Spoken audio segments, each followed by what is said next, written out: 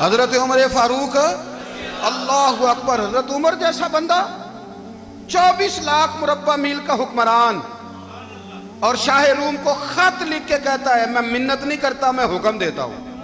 اتنا تگڑا بندہ۔ جنگ قادسیہ کے لیے حضرت سعد بن ابی وقاص کو بھیجا، فتوح شام پڑھ کے دیکھیں۔ حضرت عمر بڑے پریشان ہیں، اتنے دن ہو گئے کوئی رپورٹ ہی نہیں آئی۔ اب تو موبائل ہے نا، تو ایک منٹ کی رپورٹ لیں آپ، بلکہ آپ ایک منٹ کی فوٹو لیں، آپ رپورٹ تو دور رہ گئی۔ حضرت عمر فاروق رضی اللہ تعالیٰ عنہ بڑے پریشان ہیں کہ قادسیہ میں حضرت سعد بن ابی وقاص کے ساتھ لوگ جہاد کرنے گئے، رپورٹ کوئی نہیں آ رہی۔ اتنے پریشان تھے کہ باہر نکل کے نا اس رستے پہ بیٹھ جاتے جو رستہ قادسیہ کی طرف سے آتا تھا، جو بھی آتا جاتا پوچھتے جنگ کے کیا حالات ہیں۔ ادھر جب اللہ نے فتح دے دی نا، تو حضرت سعد بن ابی وقاص رضی اللہ تعالیٰ عنہ نے ایک قاصد کو خط دے کے بھیجا، کہنے لگے عمر کے پاس جاؤ، انہیں اطلاع دو کہ الحمدللہ اللہ نے اسلام کو فتح عطا کر دی ہے۔ یہ حضرت عمر کو جا کے دینا، وہ بڑے پریشان ہوں گے۔ وہ جو اس زمانے میں اس طرح ہوتا تھا کہ کئی دور دور سے صحابہ جو دوسرے شہروں کے ملکوں کے رہنے والے ہوتے تھے، وہ بھی آ کے شامل ہو جاتے تھے جہاد میں۔ کوئی ایک دفعہ مدینے آیا، کوئی 2 دفعہ آیا، پھر اپنے اپنے علاقوں میں بہت سارے لوگوں نے زیادہ دفعہ حضرت عمر کو دیکھا بھی نہیں تھا۔ وہ جو قاصد خط لے کے آیا تھا نا، اس نے ایک آدھ دفعہ دیکھا تھا، حضرت عمر بوڑھے ہو گئے، وہ پہچانتا نہیں تھا۔ ادھر سے وہ خط لے کے آ گیا، حضرت عمر مدینے سے باہر نکل کے اس روڈ پہ بیٹھے تھے جو قادسیہ سے آتا تھا۔ جب وہ اس آدمی کو آتے دیکھا تو حضرت عمر اٹھ کے کھڑے ہو گئے، فرمانے لگے قادسیہ سے آ رہے ہو؟ وہ کیا کہتا ہے؟ پھٹے پرانے کپڑے، ٹوٹے ہوئے جوتے، سر پہ پرانی پگڑی، کہنے لگے غلام مدینے کے رہنے والے ہو؟ حضرت عمر کہنے لگے ہاں مدینے کا ہوں۔ کہا میں قادسیہ سے آیا ہوں، الحمدللہ اللہ نے اسلام کو فتح دے دی ہے، الحمدللہ کفر کی کمر ٹوٹ گئی ہے۔ اس نے یہ بات کر کے تو گھوڑے کو ایڑی لگائی، گھوڑا دوڑنے لگا مدینے کے، حضرت عمر بھی ساتھ ساتھ دوڑ رہے، فرمانے لگے اچھا بتاؤ خالد بن ولید کا کیا حال ہے؟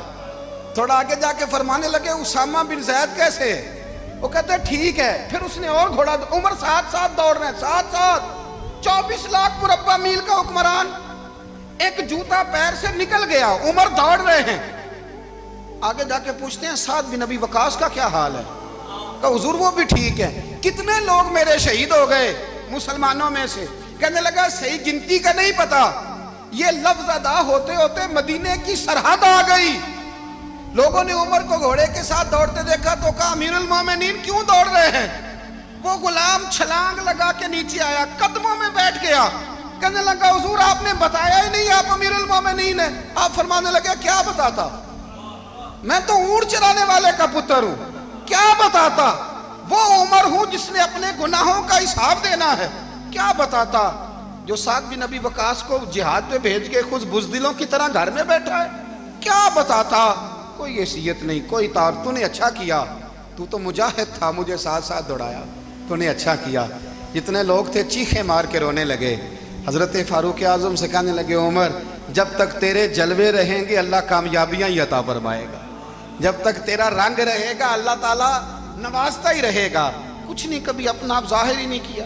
بہت بڑے تھے، بہت بڑے تھے حضرت عمر، بڑے تھے۔ حضرت ابو رافع غلام تھے، قرآن پاک بڑا سونا پڑھتے تھے۔ حضرت عمر جب بھی انہیں ملتے کہتے ابو رافع تو عمر سے اچھا ہے، قرآن بڑا شاندار پڑھتا ہے۔ تو وہ کہتے حضور اگر میں قرآن صحیح پڑھتا ہوں تو آپ کو قرآن کی تشریح زیادہ صحیح آتی ہے، آپ بھی تو مجھ سے افضل ہیں۔ تو آپ فرماتے نہیں پھر بھی تو مجھ سے افضل ہے۔ کیوں؟ اس لیے کہ تو اپنے آقا کی نوکری بھی ٹھیک کرتا ہے اور رب کی عبادت بھی ٹھیک کرتا ہے، اور مجھے خالص صرف عبادت کرنی ہوتی ہے وہ بھی ٹھیک نہیں کر پاتا۔ ساری زندگی اپنا محاسبہ، ساری زندگی اپنے گریبان میں دیکھا، ساری زندگی اپنے آپ کو پرکھا، اپنے آپ کو ٹٹولا۔ 62 سال عمر بیت گئی۔ حضرت حذیفہ بن یمان ایک صحابی تھے، میرے نبی کریم علیہ السلام نا ان سے راز کی باتیں کرتے تھے۔ ہر بندے کا ہاضمہ ٹھیک نہیں ہوتا، سب سے راز کی بات نہیں کرنی چاہیے۔ حضرت حذیفہ بن یمان کہتے ہیں حضور راز کی باتیں بتاتے ہیں۔ مدینہ منورہ میں جو منافقین تھے ان کی لسٹ بھی نبی پاک نے حضرت حذیفہ بن یمان کو دی تھی۔ جب کوئی مشکوک آدمی مر جاتا نا تو صحابہ کہتے ہیں ہم دیکھتے اگر حضرت حذیفہ نے جنازہ پڑھا ہے تو ہم بھی جنازہ پڑھ لیتے۔ نبی پاک نے بھی کچھ جنازے نہیں پڑھے، ترمذی میں ہے، فرمایا عثمان سے جو بغض رکھے اس کا جنازہ نہیں پڑھیں گے۔ حضرت حذیفہ بن یمان اگر جنازہ پڑھتے تو لوگ پڑھتے، وہ نہ پڑھتے تو لوگ جنازہ نہ پڑھتے۔ حضرت حذیفہ بن یمان کہتے ہیں جناب عمر فاروق کی خلافت کے آخری ایام تھے، کچھ دنوں کے بعد وہ شہید ہو گئے۔ فرماتے ہیں آدھی رات کا وقت تھا، میں گھر میں سویا تھا بڑا بے فکر، اچانک میرے دروازے پہ دستک ہوئی، میں گھبرا کے اٹھا، اتنی رات کو کون آیا؟ کہتے ہیں قربان جاؤں، دروازے پہ گیا تو امیر المومنین فاروق اعظم دروازے پہ۔ میں نے کہا عمر کوئی حکم تھا تو مجھے بلا لیتے۔ کہنے لگے میں نا امیر بن کے نہیں آیا، تیرا ویر بن کے آیا ہوں۔ امیر المومنین کی حیثیت سے سرکاری کام سے بلاتا تو وہاں بلاتا، مجھے ایک ذاتی کام پڑ گیا۔ کہتے ہیں میں نے عمر کو گھر کی اندر بلا کے چارپائی پہ بٹھایا، میں نے کہا حضور میں غریب آدمی ہوں، میں کیا آپ کے کام آ سکتا ہوں؟ تو کہتے ہیں انہوں نے نا مجھے ساتھ بٹھا لیا، پھر میرا ہاتھ پکڑ لیا، کہنے لگے تو عمر کو جانتا ہے؟ عمر جھوٹ نہیں بولتا، تو جانتا ہے عمر وعدوں کا پکا ہے؟ کہا حضور جانتا ہوں۔ کہا میں اس وقت آیا ہوں جب دیکھ بھی کوئی نہیں رہا۔ حضرت حذیفہ بن یمان کہتے ہیں پریشان ہو گیا، حضور پہلیاں نہ بجھوائے، مہربانی کر بتائیں کدھر آئے ہیں؟ تو حضرت عمر فاروق فرمانے لگے 62 سال کا ہو گیا ہوں، 63 میں چل رہا ہے، داڑھی سفید ہو گئی ہے، پھل پک گیا، اٹھ فریدہ ستیا، داڑھی آ گئی پور، اگا نیڑے آ گئی، پیچھا رہ گئی دور، اب قبر اشر کا معاملہ صاف نظر آنے لگا ہے۔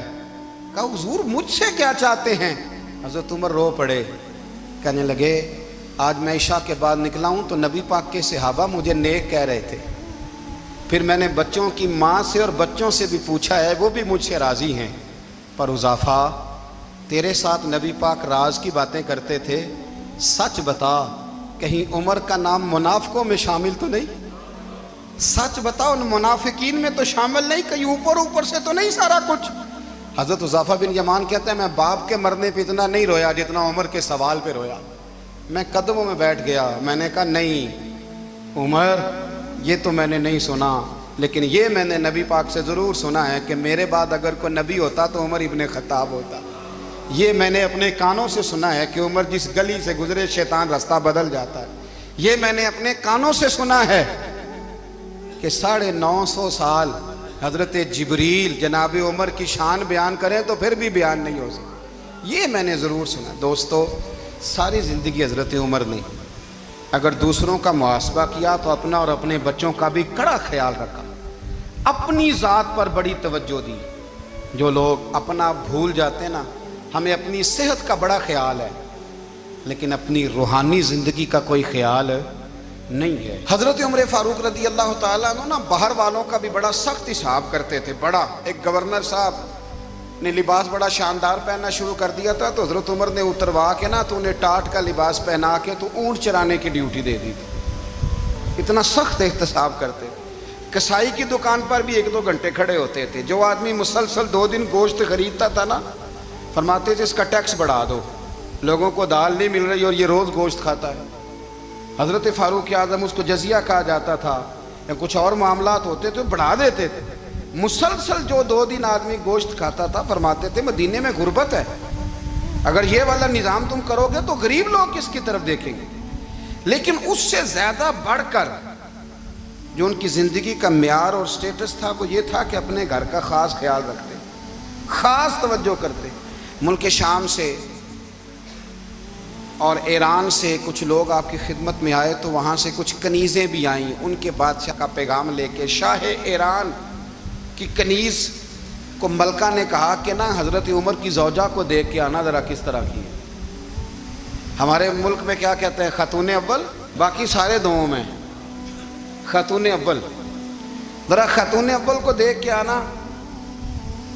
تو وہ جب آئی نا گھر میں ملنے تو کہا کہ مجھے میری ملکہ نے کہا تھا کہ عمر کی زوجہ سے اہلیہ سے ملاقات کر کے آنا، تو حضرت عمر کی اہلیہ نے نا ایک جوڑا کپڑوں کا دے دیا ملکہ کے لیے اور ایک خوشبو کی شیشی دے دی۔ اب جب وہ تحفے وہاں گئے تو اس ملکہ نے نا کچھ سونے کا سامان بھیجا، کچھ زیورات بھیجے، کچھ تحائف بھیجے۔ جب حضرت عمر کے گھر آئے نا وہ خادم لے کے آیا، اس نے کہا جی آپ کی اہلیہ نے تحفے بھیجے تھے، تو جواب میں شاہ ایران کی بیوی نے یہاں جس ملک کا وہ سفیر تھا انہوں نے بھی یہ بھیجے۔ تو حضرت عمر فاروق نا وہ تحفے لے کے گھر گئے تو جا کے کہنے لگے اپنی اہلیہ سے یہ تو کب سے تحفے تحائف بھیجنے لگ گئی ہے؟ یہ کب سے نظام شروع ہو گیا؟ تو کہ حضور تحفہ دینا لینا تو ٹھیک ہے، سنت ہے، محبت بڑھتی ہے، تو یہ کوئی قباحت نہیں، اور میں نے اپنی ذاتی استعمال کے لیے جو چیزیں رکھی تھی وہ میں نے دی ہیں۔ تو حضرت عمر فاروق رضی اللہ تعالیٰ عنہ فرمانے لگے ہم نے کسی ملک کے ساتھ اور اس کے بادشاہ کے ساتھ ذاتی تعلق نہیں بنانا، تعلق جو بھی بنے گا رسول اللہ کے دین کی برکت سے بنے گا، ذاتی رشتے نہیں ہم نے قائم کرنے۔ ذاتی آپ کے ملک کی جو ایئر لائن جس کا ہر سال خسارے کا ڈنڈورا پیٹا جاتا ہے نا، وہ ہمارے بادشاہ صاحب اور صدر صاحب اگر غیر ملکیوں کو گھوڑا کبھی بھیجنا ہو نا، گھوڑا، تو پورا ایک جہاز گھوڑا لے کے تحفے میں جاتا ہے، پورا جہاز غریب قوم کا یہ سرمایہ، اور قوم بڑی بادشاہ ہے، لائنوں میں لا کے ووٹ دیتی ہے، دو کام ہمیشہ لائن میں لا کے کرنے، ایک بل لائن میں لا کے جمع کرانا ہے اور ایک ووٹ لائن میں لا کے، تاکہ پھر پورے 5 سال لائن میں ہی لگے رہیں۔ مرضی سے آپ ووٹ دینا، پر جو بات درست ہے اس کو سنو۔ حضرت عمر فاروق رضی اللہ تعالیٰ عنہ نے اپنی اہلیہ سے پوچھا کتنے کا تھا وہ تیرا جوڑا اور خوشبو کی شیشی؟ انہوں نے کہا 3 دینار کی۔ فرمایا یہ 3 دینار تیرے، اور باقی جو تحفے آئے ہیں وہ تو خود کہہ، چونکہ اس نے تیرے نام بھیجے ہیں، تو کہہ کہ میں مال غنیمت میں دیتی ہوں، تو کہہ میں مسلمانوں کو کہہ۔ تو زوجہ ہنس پڑی، کہنے لگی میں نہ بھی کہوں تو مجھے کہنا تو پڑے گا ہی، کہنا تو میں نے ہے ہی، کیونکہ سامنے عمر فاروق ہیں، لہذا فرمایا کہہ دیتی ہوں میں نے دیا خزانے کو۔ حضرت عمر نے جمع کرا لیا۔ میں یہ کیا بات ہے، میرے گھر والے جو مرضی کریں، ان کا معیار زندگی جس طرح کا مرضی ہو۔ اور حضرت عمر ایک جملہ کہا کرتے تھے، اللہ کرے کہ یہ باتیں اس دور حاضر میں ہماری سمجھ میں آئیں۔ حضرت عمر فاروق رضی اللہ تعالیٰ عنہ اپنے بچوں کو فرمایا کرتے تھے کہ بہت آدمی کو بھوک لگی ہو نا، اور پھر اس کی پسند کا کھانا پکا ہو، جتنے شوق سے وہ اس کھانے کو دیکھتا ہے نا، فرمایا اس طرح پوری قوم اپنے بادشاہوں کے خاندان کو دیکھتی ہے، اس تیزی کے ساتھ دیکھتے ہیں کہ ان کے گھر میں کیا ہو رہا ہے، ان کا معیار زندگی کیا ہے، ان کا سٹیٹس کیا ہے۔ آپ کے بچے دونوں کاروبار کے لیے مصر گئے، ایک بہت بڑا قافلہ گیا مدینے سے مصر تجارت کے لیے، تو یہ گئے تجارت کے لیے، تو حضرت عبداللہ ابن عمر، حضرت عبید اللہ ابن عمر، حضرت عمر کے دونوں بیٹے گئے۔ جناب عمر فاروق کے بچے جب وہاں پہنچے تو مصر کے گورنر نے نا لوگوں کو تعارف کرایا کہ یہ عمر فاروق کے بیٹے ہیں۔ ایک چھوٹی سی بات کر دوں، یہ چودھری کے بیٹے کو کون بتاتا ہے کہ تو چودھری کا بیٹا ہے؟ باہر والے بتاتے ہیں، گھر والے۔ اور سیٹھ صاحب کے بیٹے کو کون بتاتا ہے کہ تو سیٹھ صاحب کا بیٹا ہے؟ اور مالک کو کون بتاتا ہے کہ تو مالک کا بیٹا ہے اور یہ کرایہ دار ہے؟ یہ کون بتاتا ہے؟ یہ سوچ ہم دیتے ہیں بچوں کو، چودھری اور کمی کی سوچ، امیر اور غریب کی سوچ، مالک اور کرایہ دار کی سوچ، گھر کے مالک کی اور کام کرنے والے کی سوچ، یہ ہم دیتے ہیں۔ یاد رکھنا، یہ ہم دیتے ہیں، یہ ہمارا مزاج ہے، یہ باہر سے نہیں آتی۔ تو کوئی شہزادہ ہے، تو سیٹھ ہے، تو نواب ہے، یہ سوچ باہر سے نہیں آتی، یہ اماں سوچ دیتی ہے، اماں، یہ ابا سوچ دیتا ہے، اور پھر جب تباہی اترتی ہے تو اس کے ذمہ دار بھی باہر والے نہیں ہوتے، گھر والے ہوتے ہیں، گھر والے۔ ہمارے بچوں کی طبیعتوں پر زیادہ نقش باہر والوں کا نہیں ہوتا، گھر والوں کا ہوتا ہے، یاد رکھیے گا۔ حضرت عمر فاروق رضی اللہ، بچے ہیں، شہزادے ہیں، وہ کاروبار کرنے گئے، اور وہاں بتایا گورنر صاحب نے کہ یہ فاروق اعظم کے بچے، امیر المومنین کے۔ لوگوں نے ان سے زیادہ مال خریدا، تجارت میں زیادہ نفع ہوا، ظاہر ہے کہ وہ آپ کے جو اللہ خیر کرے حکمران ہیں، ان کے کاروبار کتنے ملکوں میں ہیں، کس بنیاد پر ہیں؟ وہ صرف اس بنیاد پر کہ وہ حکمران رہے، ان کے لیے آسان تھا بڑے لوگوں سے تعلقات بنانا۔ حضرت عمر فاروق رضی اللہ تعالیٰ عنہ کے بچے ڈھیروں مال کما کے جب واپس آئے نا، تو حضرت عمر سے آ کے بچوں نے بطور محبت کا، ابا جی اللہ نے بڑا ہی فضل کیا ہے، بڑا مال کمایا الحمدللہ، یہ دیکھیں کتنا نوازا ہے۔ تو حضرت عمر کہنے لگے سارے قافلے نے اتنا ہی کمایا ہے، سارے قافلے نے اتنا ہی کمایا ہے؟ کہ حضور نہیں، سارے قافلے نے اتنا نہیں کمایا، سب کو اتنا نہیں ملا، وہ تو وہاں گورنر صاحب نے لوگوں کو تعارف کرایا تھا کہ یہ عمر کے بچے ہیں، تو لوگوں نے پھر ہم سے بڑا ہی خریدا۔ تو حضرت عمر فرمانے لگے ٹھیک ہو گیا، میں بات سمجھ گیا، اس طرح کرو، جو تمہاری اصل زر تھی نا، جو راز تھی، وہ رکھ لو، اور باقی سارا مال مال خزانہ میں جمع کرا دو، اس لیے کہ یہ تم نے تجارت نہیں کی، یہ تم نے اپنے باپ کا نام بیچا ہے، یہ تم نے امیر المومنین کے بیٹے ہونے کا فائدہ اٹھایا ہے، فرمایا یہ تمہارا نہیں حق، یہ مسلمانوں کا ہے، اس لیے کہ یہ مال تم نے محنت سے نہیں کمایا، یہ باپ کی کرسی کا فائدہ اٹھایا ہے۔ اور فرمایا اگر تم نے مال جمع نہ کرایا تو میں مال بھی لے لوں گا زبردستی اور کوڑے بھی ماروں گا، ڈبل سزا دوں گا۔ مرضی سے جمع کراؤ گے تو کوڑوں سے بچ جاؤ گے۔ بڑے بیٹے نے تو جمع کرا دیا تو چھوٹا تھوڑا پریشان ہوا، تو حضرت عبداللہ ابن عمر چھوٹے بھائی کا ماتھا چوم کے کہنے لگے بیٹے چپ کر کے جمع کرا، یہاں بھی فخر کر کے ہم عمر کے بیٹے ہیں اور قیامت میں بھی فخر کریں گے کہ ہم فاروق اعظم کے بیٹے ہیں۔ یہاں بھی ناز کریں گے اور وہاں بھی ناز کریں گے کہ عمر کے بچے ہیں۔ ہمارے باپ نے خود بھی حلال ہی کھایا ہے، اور جب ہماری کمانے کی باری آئی ہے تو ہمیں حکم بھی حلال کھانے کا دیا ہے۔ بھائی ہمارا مزاج دے، بچہ جب لے کے آتا ہے 2 لاکھ روپیہ تو کبھی پوچھے کہاں سے آیا ہے؟ جب وہ پہلے دن غلط دوستوں کے پاس جا کے بیٹھتا ہے تو کبھی نکالا ہے گھر سے اسے؟ یہ بہت سارے خمیازے ہمیں اس لیے بھگتنے پڑتے ہیں کہ ہم ابتدا میں سوراخ بند نہیں کرتے، جب اس میں شگاف پڑ جاتا ہے، سیلاب آتا ہے تو ہمیں ہوش آتی ہے۔ حضرت عمر نے اپنے گھر میں نگرانی رکھی، کڑی نگرانی۔ زیادہ نماز گھر میں پڑھتے تھے حضرت عمر، نفلی نمازیں زیادہ کیوں بلا؟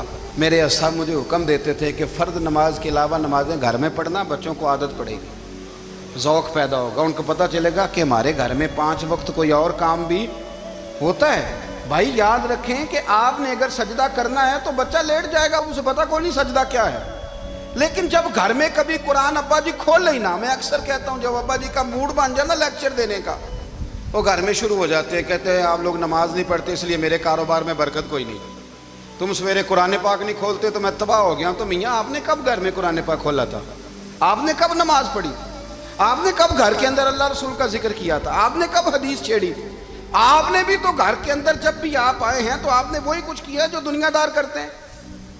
آپ بھی تو اپنا موبائل لے کے الگ کونے میں بیٹھ گئے، آپ نے بھی تو کہا ہے کہ اب تمہارے چینل ختم، اب میری مرضی والا چلے گا۔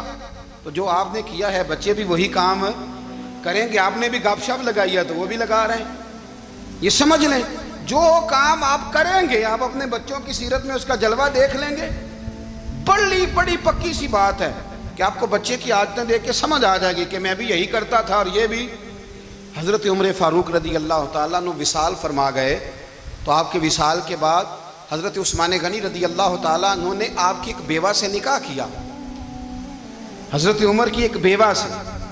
جب وہ آپ کے نکاح میں آئی تو کہنے لگی حضرت عثمان غنی سے کہ حضور نہ تو میں خوبصورت ہوں اور نہ میں جوان ہوں، نہ آپ کی کوئی خدمت کر سکتی ہوں، میرے ساتھ نکاح کرنا سمجھ میں نہیں آیا۔ کیا شاندار جواب دیا حضرت عثمان غنی نے، کیا خوبصورت جواب دیا۔ فرمانے لگے میں نے اس لیے نکاح نہیں کیا کہ مجھے تمہارے حسن سے دلچسپی تھی یا تمہاری خدمت کی ضرورت تھی، میں نے تو اس لیے نکاح کیا ہے کہ مجھے بتاؤ عمر فاروق گھر کے اندر اپنے رب کی عبادت کس طرح کرتے تھے، وہ قرآن پاک کس طرح پڑھتے تھے، وہ رویا کیسے کرتے تھے، استغفار کا طریقہ کیا، کس وقت کس انداز میں وہ اپنے رب کو یاد کرتے تھے۔ اس لیے کہ عمر کئی دفعہ گھر سے آتا تھا تو میں اس کے چہرے پر نور دیکھا کرتا تھا، میں روشنی دیکھتا تھا، ایک معیار دیکھتا تھا۔ نکاح اس لیے کیا ہے کہ مجھے عمر کی جو گھر کے اندر کی عبادت ہے اس سے آگاہ کرو، تاکہ عثمان غنی بھی چاہتے ہیں اس طرح کے عمل کرو جس طرح کہ عمر فاروق کر کے گئے ہیں۔ بھائی جب تک ہم اپنے گھر میں وہ توجہ نہیں دیں گے، وہ مزاج دیکھیں نا، ہمارے گھروں میں جب نقشہ پاس ہوتا ہے تو ٹی وی لان بھی اس میں ہوتا ہے، ڈرائنگ روم بھی ہوتا ہے، نماز کی جگہ بھی ہوتی ہے نقشے میں۔ صحابہ جب گھر بناتے تھے تو ایک مسجد بیت کا نقشہ پاس کرتے تھے، ذہن میں رکھتے تھے کہ یہ کونا نماز کے لیے، وہاں جوتے لے کے کوئی نہیں جائے گا، وہاں نماز پڑھی جاتی تھی، عورتیں وہاں اعتکاف کرتی تھیں۔ ٹی وی لان تو آ گیا ہے اور گھر کے اندر ٹی وی رکھنے کے لیے تو ایک کمرہ الگ سے بنا دیا گیا ہے، اور اب جو نئے نقشے پاس ہو رہے ہیں اس کے اندر گھروں کے اندر جگہ بنائی گئی ہے جہاں کمپیوٹر رکھے جائیں، اور بچوں کے لیے وائرنگ ہوگی نیچے تاکہ انہیں کوئی مشکل درپیش نہ ہو۔ یہ ساری چیزیں ہم نے نہانے کے لیے گھروں کے اندر اتنے بڑے واش روم بنائے ہیں کہ لگتا یہ ہے کہ سوائے نہانے کے اور کام ہی نہیں کوئی گھر میں ہوگا، ہر چیز آ گئی۔ پر اللہ کرے کوئی تفسیر بھی ٹیبل پہ پڑی نظر آئے، کوئی حدیث کی کتاب بھی ٹیبل پہ پڑی نظر آئے۔ اللہ کرے کہ جس طرح ابا لطیفہ سن کے آتا ہے تو جب تک سنا نہ لے اسے ہضم نہیں ہوتا، اللہ کرے کہ وہ جمعے میں بیان سن کے جائے تو اس کا بھی دل کرے میں اپنے بچوں کو سناؤں. وہ نبی پاک کی کوئی حدیث کہیں سے سنے تو گھر جا کے سنائے. جب تک یہ معیار نہیں بنتا آپ کیسے توقع کرتے ہیں کہ گھر کے اندر اللہ کی رحمتیں نازل ہوں گی؟ آپ یہ کیسے توقع کرتے ہیں کہ گھر کے اندر وہ معیار اور وہ مزاج بنے گا؟ حضرت عمر فاروق نے ذاتی زندگی پر جو توجہ دی، گھر والوں کے معیار پر جو توجہ دی حضرت عمر فاروق رضی اللہ تعالیٰ عنہ نے، وہ بھی بڑی دیدنی ہے. حضرت ابو موسیٰ اشعری کو نا آپ نے وزیر خزانہ بنایا تھا. تو حضرت ابو موسیٰ اشعری کہتے ہیں کہ حضرت عمر کو شیخ خزانے میں رہنے تو دیتے نہیں تھے. تو ایک دن نا میں صفائی کر رہا تھا اس کمرے کی جس میں خزانہ رہتا تھا. ہمارے تو ملک میں جو جاتا ہے وہ صفائی کر کے ہی جاتا ہے، اللہ خیر کرے. اور خیر معیار بدلتا ہے. جو پچھلی حکومت ہوتی ہے وہ قرضہ اٹھاتی ہے، وہ باہر سے جاتی ہے تو قرضہ لے کے آتی ہے، اور جو نہیں آتی ہے وہ کہتی ہے ہمیں پیکج مل گیا ہے. وہ قرضہ نہیں اٹھاتے. ان کو کیا ملتا ہے؟ یعنی پچھلی نے قرضہ لیا تھا اور ہم نے، واہ جی واہ کیا خوبصورت انداز ہے.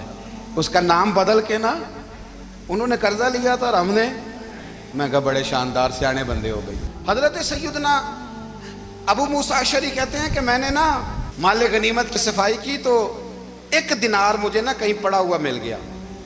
تو فرماتے ہمیں اجازت ہوتی تھی کہ 1 دینار ہم اپنی مرضی سے کہیں خرچ کر سکتے تھے. اگر آپ ناراض نہ ہوں تو ہمارے ہاں جب چیئرمین صاحب، ناظم صاحب ٹھیکے دیتے ہیں تو ٹھیکیدار ان کا چھوٹا بھائی ہوتا ہے، یا چچا کا بیٹا ہوتا ہے، یا خالہ کا بیٹا ہوتا ہے.